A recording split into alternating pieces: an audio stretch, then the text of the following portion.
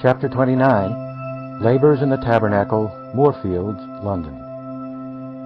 I had accepted Dr. Campbell's cordial invitation to supply his pulpit for a time, and accordingly, after the May meetings, I put in earnest for a revival, though I said no such thing to Dr. Campbell or anybody else for some weeks. I preached a course of sermons designed to convict the people of sin as deeply and as universally as possible. I saw from Sabbath to Sabbath and from evening to evening that the Word was taking great effect. On Sabbath day I preached morning and evening, and I also preached on Tuesday, Wednesday, Thursday, and Friday evenings. On Monday evening we had a general prayer meeting in the Tabernacle. At each of these prayer meetings I addressed the people on the subject of prayer. Our congregations were very large, and always on Sabbath and Sabbath evenings the house was crowded. Religion had so declined throughout London at that time that very few weekly sermons were preached. And I recollect that Dr. Campbell said to me once that he believed I preached to more people during the week evenings than all the rest of the ministers in London together. I have said that Dr. Campbell had the salary belonging to the pastor in his congregation. But this salary he did not use for himself, at least more than a part of it, because he supplied the pulpit at his own expense while he performed such parochial duties as it was possible for him to perform under such a pressure of editorial labors. I found Dr. Campbell to be an earnest but a very belligerent man. He was always given to controversy. To use an American expression, he was given to pitching into everybody and everything that did not correspond with his views. In this way he did a great deal of good, and occasionally, I fear, some harm. After preaching for several weeks in the manner that I have described, I knew that it was time to call for inquirers. But Dr. Campbell, I perceived, had no such idea in his mind. Indeed, he had not sat where he could witness what was going on in the congregation, as I could from the pulpit, and if he had done, he probably would not have understood it. The practice in that church is to hold a communion service every alternate Sabbath evening. On these occasions they would have a short sermon, then dismiss the congregation, and all would retire except those that had tickets for the communion service, who would remain while that ordinance was celebrated. On the Sabbath morning to which I have referred, I said to Dr. Campbell, "You have a communion service tonight, and I must have a meeting of inquiry at the same time. Have you any room anywhere on the premises to which I can invite inquirers after preaching?"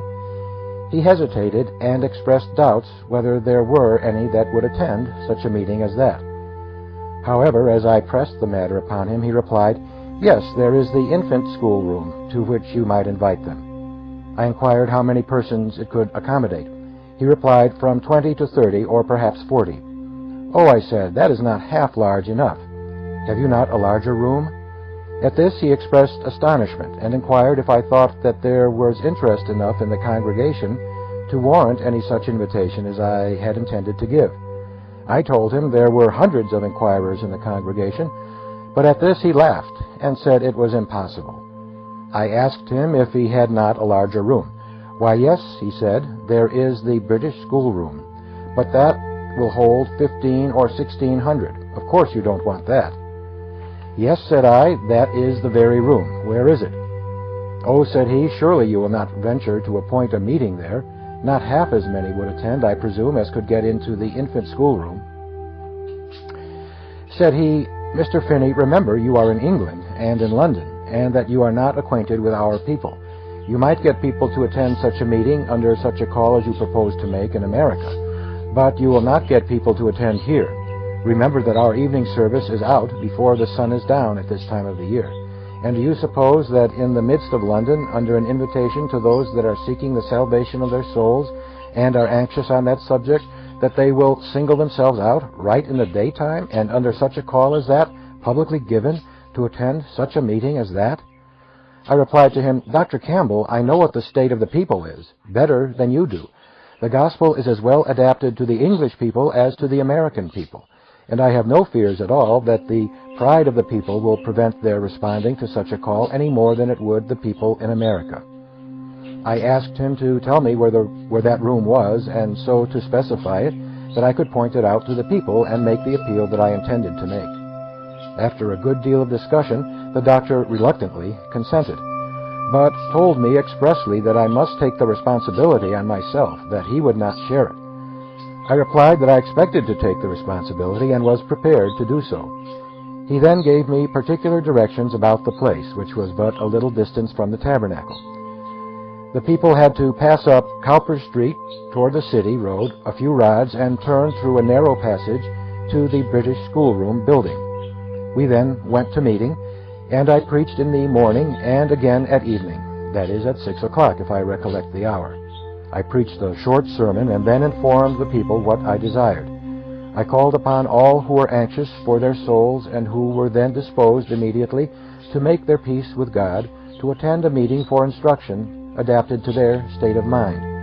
I was very particular in regard to the class of persons invited. I said, "Professors of religion are not invited to attend this meeting. There is to be a communion service here. Let them remain here. Careless sinners are not invited to this meeting. Those and only those are expected to attend who are not Christians, but who are anxious for the salvation of their souls and wish instruction given them directly upon the question of their present duty to God." This I repeated so as not to be misunderstood.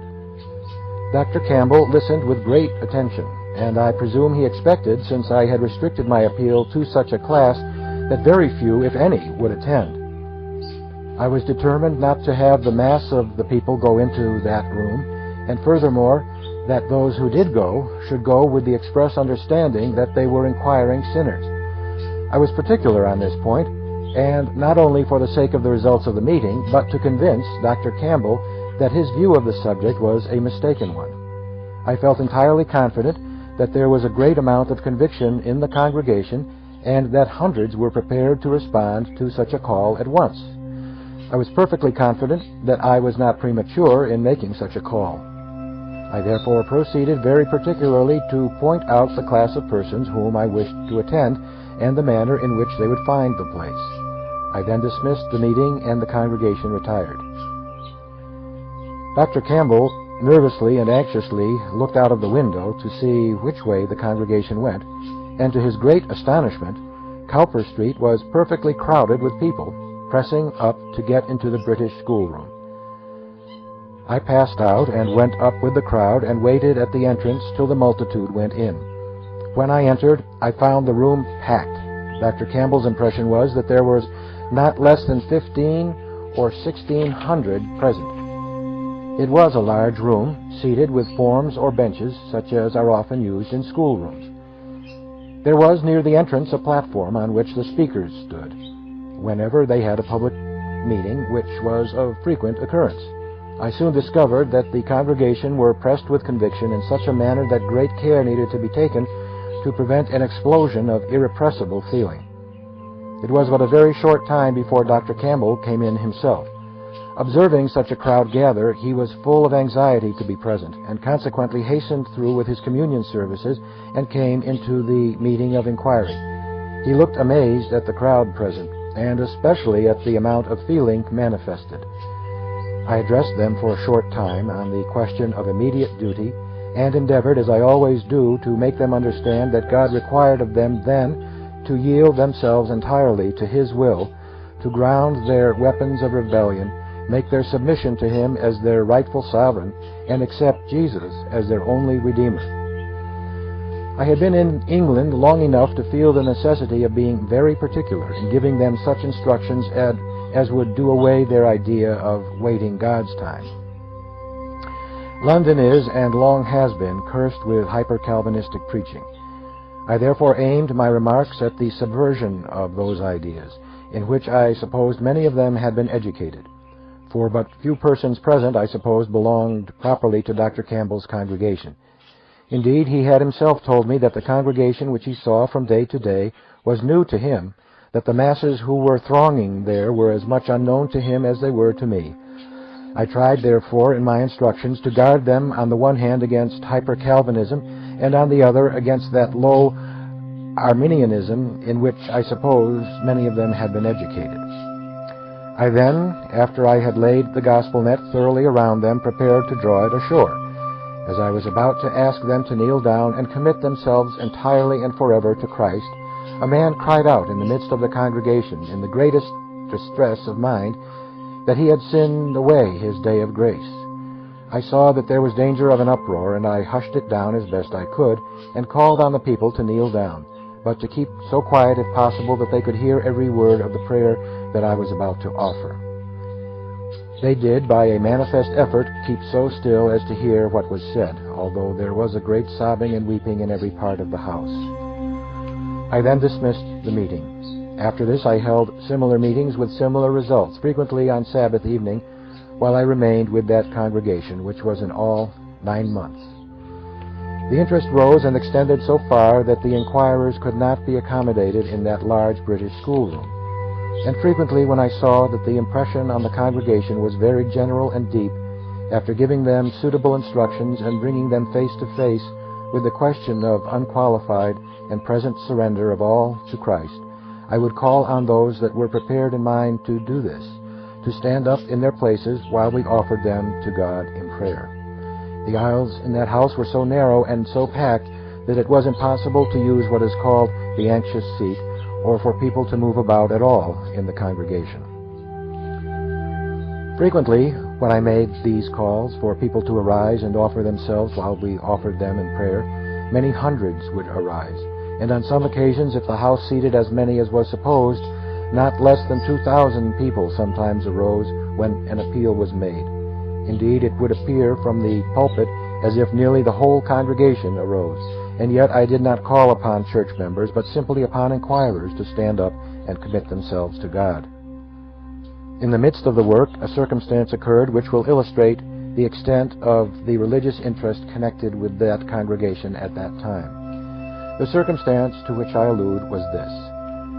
The dissenters in England had been for a good while endeavoring to persuade the government to have more respect in their action than they were wont to do to the dissenting interest in that country.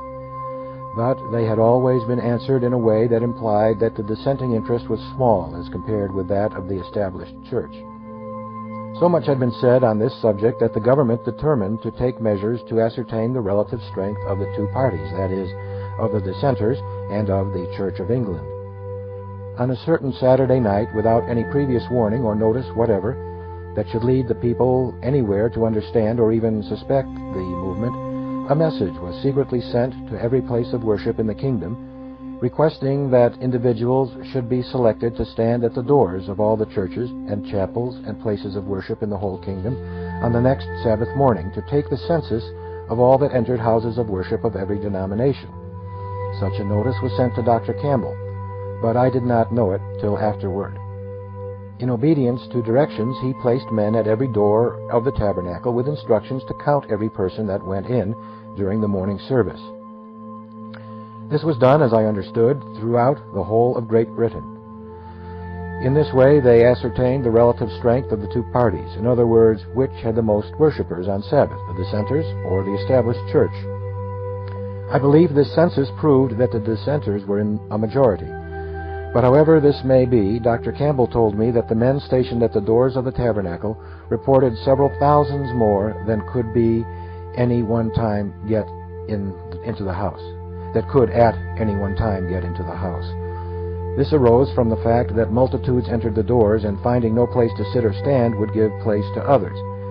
The interest was so great that a place of worship that would hold many thousands would have been just as full as the tabernacle. Whence they all came, Dr. Campbell did not know, and no one could tell. But that hundreds and thousands of them were converted, there is no reason to doubt.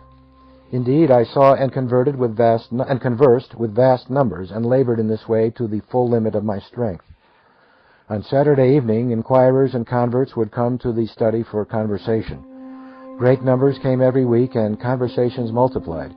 People came, as I learned, from every part of the city. Many people walked several miles every Sabbath to attend the meetings.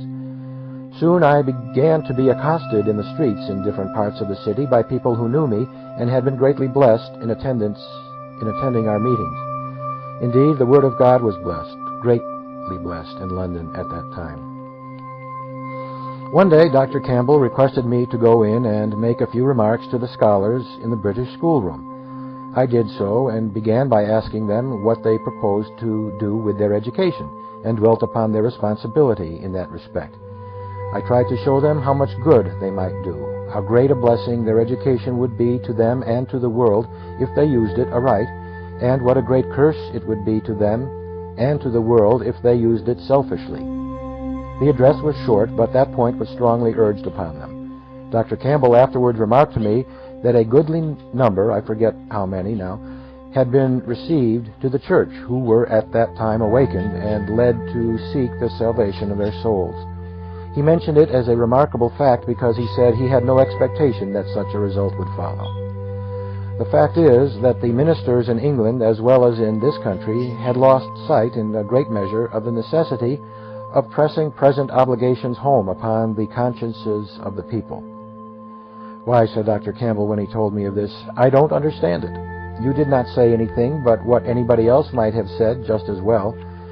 "Yes," I replied, "they might have said it, but would they have said it? Would they have made as direct and pointed an appeal to the consciences of those young people as I did?" This is the difficulty. Ministers talk about sinners and do not make the impression that God commands them now to repent, and thus they throw their ministry away. Indeed, I seldom hear a sermon that seems to be constructed with the intention of bringing sinners at once face to face with their present duty to God. You would scarcely get the idea from the sermons that are heard, either in this country or in England, that ministers expect or intend to be instrumental in converting, at the time, anybody in the house. A fact was related to me some time ago that will illustrate what I have just said. Two young men who were acquaintances but had very differing views of preaching the gospel were settled over congregations at no great distance from each other. One of them had a powerful revival in his congregation, and the other had none. One was having continual accessions to his church, and the other none. They met one day, and he who had no accession to his church inquired of his brother the cause of the difference between them, and asked if he might take one of his sermons and preach it to the people, and see if it had any different effect from his own. The arrangement was made, and he preached the borrowed sermon to his people. It was a sermon, though written, yet constructed for the purpose of bringing sinners face to face with their duty to God. At the close of the service he saw that many were very much affected, and remained in their seats weeping. He therefore made a profound apology, saying he hoped he had not hurt their feelings, for he did not intend it. My own mind was greatly exercised in view of the moral desolation of that vast city of London. The places of worship in the city, as I learned, were sufficient to accommodate only a small part of the inhabitants. But I was greatly interested in a movement that sprang up among the Episcopalians. Numbers of their ministers came in and attended our meetings. One of the rectors, a Mr. Allen, became very much engaged and made up his mind that he would try to promote a revival in his own great parish. As he afterwards informed me, he went around and established 20 prayer meetings in his parish at different points. He went to preaching with all his might directly to the people. The Lord greatly blessed his labors, and before I left he informed me that not less than 1,500 persons had been hopefully converted in his parish. Several other Episcopal ministers were greatly stirred up and quickened in their souls, and went to holding protracted or continuous services. When I left London, there were 4 or 5 different Episcopal churches that were holding daily meetings and making efforts to promote a revival. In every instance, I believe, they were greatly blessed and refreshed. It was 10 years before I visited London again to labor, and I was told that the work had never ceased, that it had been going on and enlarging its borders and spreading in different directions. I found many of the converts, the second time I visited there, laboring in different parts of London in various ways, and with great success. I have said my mind was greatly exercised about the state of London. I was scarcely ever more drawn out in prayer for any city or place than I was for London. Sometimes when I prayed, in public especially, it seemed, with the multitudes before me, as if I could not stop praying, and that the spirit of prayer would almost draw me out of myself in pleadings for the people and for the city at large. I had hardly more than arrived in England before I began to receive multitudes of invitations to preach, for the purpose of taking up collections for different objects, to pay the pastor's salary, to help pay for a chapel, or to raise money for the Sabbath school, or for some such object. I had complied with their requests. I could have done nothing else, but I declined to go in answer to any such call. I told them I had not come to England to get money for myself or for them. My object was to win souls to Christ. After I had preached for Dr. Campbell about 4 months and a half, I became very hoarse, and my wife's health also became much affected by the climate and by our intense labors. And here I must commence more particularly a recital of what God did by her. Up to this time she had attended and taken part only in meetings for women, and those were so new a thing in England that she had done but little thus far in that way. But while we were at Dr. Campbell's, a request was made that she would attend a tea meeting of poor women without education and without religion. Tea meetings, as they are called, are held in England to bring together people for any special object. Such a meeting was called by some of the benevolent Christian gentlemen and ladies, and my wife was urgently requested to attend it. She consented, having no thought that gentlemen would remain in the meeting while she made her address. However, when she got there, and she found the place crowded, and in addition to the women a considerable number of gentlemen who were greatly interested in the results of the meeting, she waited a little, expecting that they would retire, but as they remained and expected her to take charge of the meeting, she arose and, I believe, apologized for being called to speak in public, informing them that she had never been in the habit of doing so. She had then been my wife for a little but more than a year, and had never been abroad with me to labor in revivals until we went to England. She made an address at this meeting, and she inquired me, after she came to our lodgings, of about 3/4 of an hour in length. She made an address at this meeting, as she informed me after she came to our lodgings, of about 3/4 of an hour in length, and with very manifest good results. The poor women present seemed to be greatly moved and interested, and when she had done speaking, some of the gentlemen present arose and expressed their great satisfaction at what they had heard. They said they had had prejudices against women speaking in public, but they could see no objection to it under such circumstances, and they saw that it was manifestly calculated to do great good. They therefore requested her to attend other similar meetings, which she did. When she returned, she told me what she had done, and said that she did not know but it would excite the prejudices of the people of England, and perhaps do more harm than good. I feared this myself, and so expressed myself to her. Yet I believe I did not advise her to keep still, and not attend any more such meetings, but after more consideration I encouraged it. From that time she became more and more accustomed, while we remained in England, to that kind of labor, and after we returned home she continued to labor with her own sex wherever she went. Upon this I shall have occasion to enlarge when I speak of the revivals in which she bore a very prominent part. There were a great number of most interesting cases of conversion in London at that time, from almost all classes of society. I preached a great deal on confession and restitution, the results of which were truly wonderful. Almost every form of crime was thus searched out and confessed. Hundreds, and I believe thousands of pounds of sterling were paid over to make restitution. Everyone acquainted with London is aware that from early in November till the next March the city is very gloomy and has a miserable atmosphere either to breathe or to speak in. We went there early in May. In September, my friend Brown of Houghton called on us, and seeing the state of health that we were both in, he said, "This will never do. You must go to France or somewhere on the continent where they cannot understand your language, for there is no rest for you in England as long as you are able to speak at all." After talking the matter over, we concluded to take his advice and go for a little while to France. He handed me 50 pounds sterling to meet our expenses. We went to Paris and various other places in France.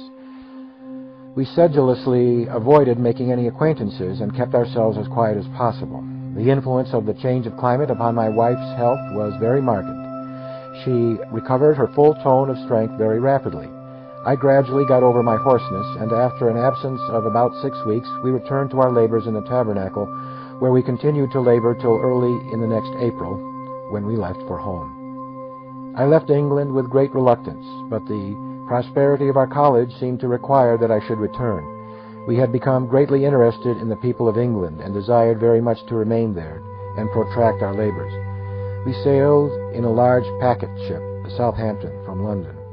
On the day that we sailed, a multitude of people who had been interested in our labors gathered upon the wharf. A great majority of them were young converts. The ship had to wait for the tide, and for several hours there was a vast crowd of people in the open space around the ship waiting to see us off. Tearing away from such a multitude of loving hearts completely overcame the strength of my wife. As soon as the ship was clear of the dock, she retired to our stateroom.